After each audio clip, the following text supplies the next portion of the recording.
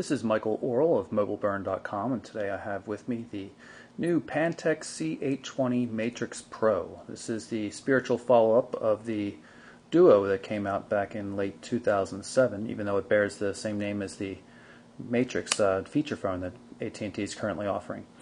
You can see the Matrix Pro is a dual slider, just like the Duo and Matrix.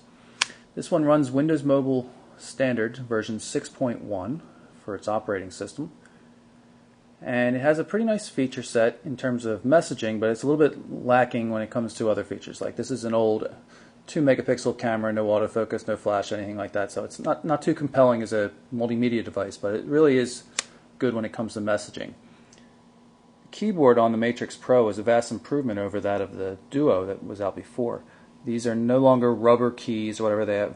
They're hard. They have a nice solid click to them. It still has the same kind of 3-row layout that causes some compromises to be taken. You can see the space bar is located between the B and the V keys, which isn't something you would normally see on a keyboard, like on your desktop PC, but even with those compromises, it still works really well. And the regular alphanumeric keypad also works pretty well, in spite of the fact that it's perfectly flat. It's a lot more convenient for one-handed messaging with T9 predictive text or whatever like that. If you wanted to go into the two-handed mode, then you've always got that option, which is one of the great things about the whole dual slider design.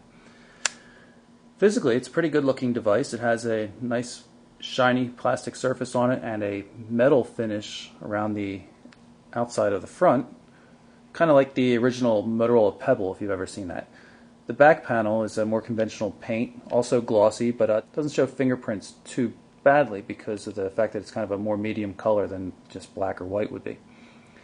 Over here we have the proprietary, sadly, Pantech port for USB cables and charging and headsets and stuff like that, and there's no 3.5mm headphone jack on this device, unfortunately. Shutter button for the camera. D-pad's nice and large, doesn't spin even though it looks like it might. Dedicated home and back keys here, and then the call keys are at the bottom and 2 soft keys up above it. Work pretty well. On the other side here we have the record button just like the Duo did, but in this case, instead of activating the recorder by default, it brings up voice dialing or the quick list for turning off the phone, changing profiles, things like that. Volume control over here. The micro SD HC card slot is located at the bottom of the device. I've got an 8 gig card in there right now. It doesn't come with a card though. You can see on the QWERTY keyboard there's also soft keys right here in this corner and this corner as well. So overall, it's a really nice design. It's unfortunate it has that proprietary Pantech connector, but otherwise I really have few complaints.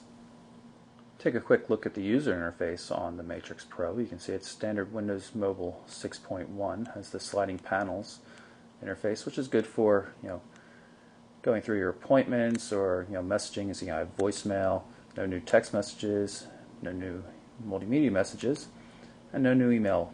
They all show up as they come in, which is really kind of nice.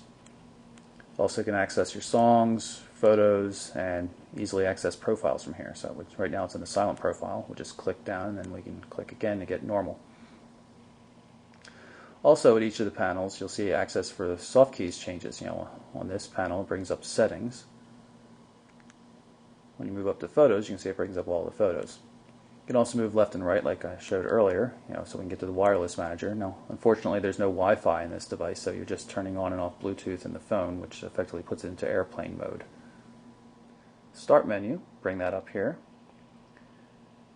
By default, brings up your 9 most recently accessed applications. You hit the left soft key again, and it takes you into the full menu. Unfortunately, you're not able to reorganize the menu at all, although it does work in landscape mode. So you can't create new folders, even though there are folders here. It's just not that flexible.